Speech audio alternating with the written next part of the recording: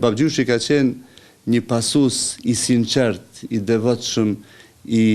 udhëzimeve të pejgamberit tonë të dashur Muhamedit alayhis salam, që njeriu duhet të jetë një shembull lëvizës, që vlerat islame duhet të jenë në jetën e përditshme, që ato mos jenë formale, vetëm në ibadet dhe vetëm në xhami, po të jenë prezente gjithkund. Shokët e babgjyshit kur marrin me e përshkruajnë dukjen e tij, qëndrimin e tij, mënyrën e të folurit, mënyrën e veshjes, mënyrën e ecjes, mënyrën e shkrimit, pedanterinë e tij, dhe gjitha këto janë vlera islame. Do thot ai ka synu që këto vlera me i përjetësu edhe në nivelin individual, si shembull për të tjerë, por në anën tjetër edhe me i përcjell këto vlera të nxënësit e tij. Kam pas rastin me bisedu shumë herë me hoxhallar të nderuar, një grup të hoxhallarëve të nderuar,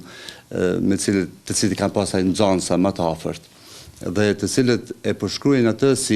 vetëm si hoxhë që ju ka mësuar ato normat fetare dhe dituri fetare që ka përcjellë ata, por e kanë përshkruar si prind, e kanë përshkruar si një njerëz që ka qenë shumë i devotshëm, i përkushtuar dhe interesuar, ka qenë interesuar që ata me qenë personalitete të formuara, komplete. Jo vetëm në një aspekt fetar, por që të jenë personalitete të formuara në çdo aspekt, pra në aspektin intelektual, por në aspektin shkencor, por në aspektin kombëtar.